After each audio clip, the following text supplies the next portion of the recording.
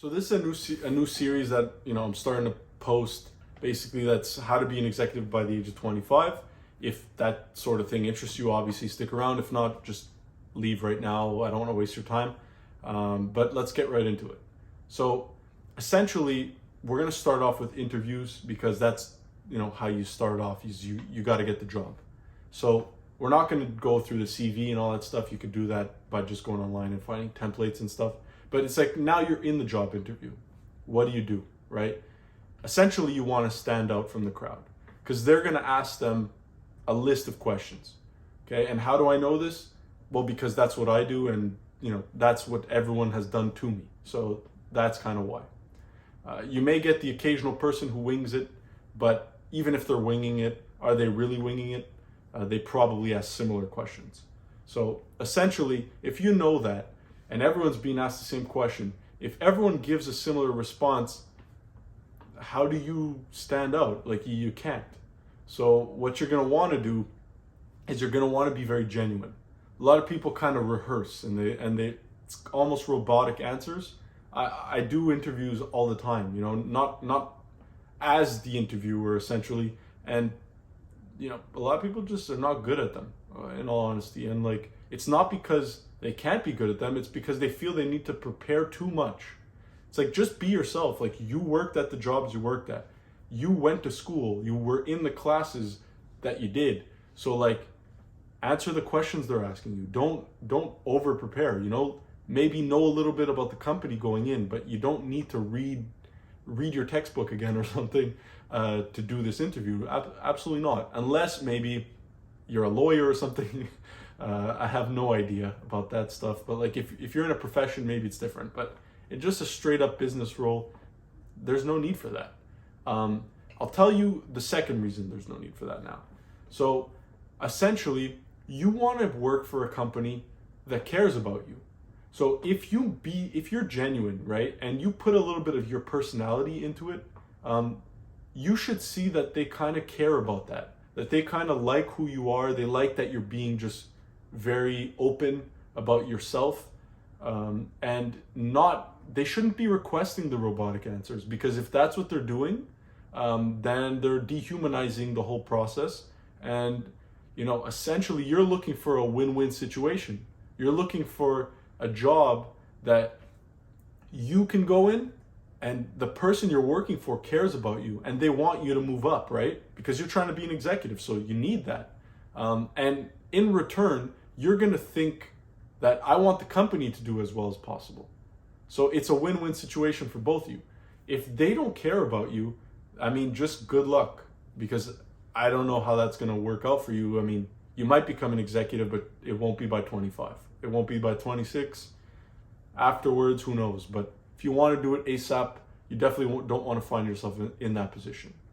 Now, if you find yourself desperate and you need a job, take the job, okay? That's not what I'm saying. But ideally, you do want to find somewhere that you find a mentor, ideally, but you're not necessarily going to find that or know that on the interview. Sometimes you do, sometimes you don't. But you do want to find that at some point. I call it the 3-month rule. When you start a new job, you got 3 months to figure out whether you're staying or leaving, okay? It sounds quick, and you may get it wrong. I'll be honest with you. But you shouldn't, because you got 3 months. So you say, okay, I got 3 months to figure out whether I'm staying or not. I got to move. What do I got to do? I got to find out, okay, what is the next step at this company? Where can I go to next? You ask around. You got to ask your peers. You may have to at some point have a discussion with your supervisor. If you can't, let's say, get it out of someone. But you want to just ask around and just figure it out. If you're not happy with the answers, it's a really bad sign. There needs to be like, oh, well, most people take 2 years to get there and to get here. Or, well, there's nothing now, but we're going to be buying buildings and maybe we'll have another spot for you available at some point. That stuff is all okay. But if the answer is like, well, there's nowhere really to go, you got to leave. You have to leave right away, okay? That doesn't mean leave without a job, but start looking. So that's one of the best pieces of advice I could give you, because I know people who stay way too long. Staying 1 year at a job that you will not grow in is almost a year wasted, okay? Doesn't mean you didn't learn anything, okay? But if you find somewhere where you can learn and you can grow, you're double dipping. You see what I mean? Because not only are you learning, you're also nurturing your relationships and the perception of others around you that will help you move up. So those are kind of the things that I think are the most important. Obviously there's others, but you got to be thinking about those things all the time, okay? Before the job, you want to build rapport, you want to just be yourself, and you want them to like you for who you are, okay? Lastly, you want to just make sure that you don't stay longer than 3 months, okay? That's kind of the wrap up. Here's a little bonus, okay? If you want to stick around, if not, you can go. Bonus is like, if an interview is going south, okay, there's only 2 things that I think could be happening, and likely mostly just one thing.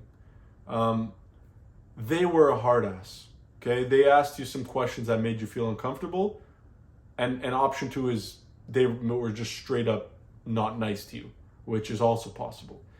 If they asked you things that were hard to answer, my recommendation is don't feel the need to answer right away, okay? I see it way too often. Don't feel the need to answer right away. Take your time and say, that's a great question. I'm gonna need a sec. And take your time. If it takes you 30 seconds, it takes you 30 seconds. They may try to rush you. Take the extra 5 seconds if you can take it. You know, like, take whatever time you can, but don't feel the need to answer right away. You're not getting penalized. They're not deducting points. So take the time. The other thing is, like, sometimes they're just flat out rude, okay? Now, this one, it's an easy one. It might not be easy in practice, but it's definitely easy to know it beforehand. So if somebody's being rude, okay, you want to just sense it, and you want to say, I'm going to kill him with kindness, okay? Now, what does that mean? It just essentially means they were mean, be super nice back. It's going to completely mess with them, okay? I do it all the time. One of my first job interviews, I went into the job interview, I didn't know the guy, and he looked stressed, and we sat down, and it started, and he's just like, look, I don't have time for this. Like, why should I hire you? I have 3 other interviews after this. Like, I don't have time. Like, please, don't waste my time. That's literally how the interview started. And I was, I don't know, maybe 18, 17. And I was just like,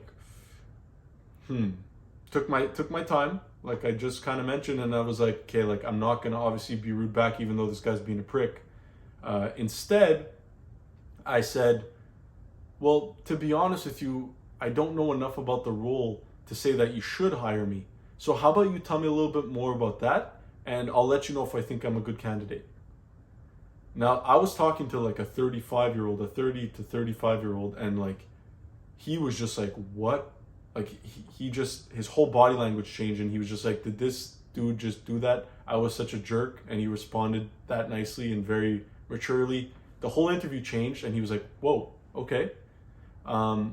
I still have a good relationship with that guy. Every time I see him, he says, you're the best hire that I ever had. And he remembers that specific instance. I remember it all the time too, because I was proud of myself. Like, I felt like, okay, most people probably wouldn't have answered that way. And yeah, you definitely want to always kill them with kindness. Now, that doesn't just apply to interviews, but essentially you never want to escalate to their level of anger. Or frustration, whatever you want to call it. So those are the tips I could give you for now. If you have any tips that could help anyone, please just put it down in the comments. If not, don't. But it obviously helps the other people who are obviously here to learn. So it's very much appreciated. And if there's things I can learn, obviously I'm super, super down as well. So thanks for watching, guys, and don't be shy to throw a thumbs up.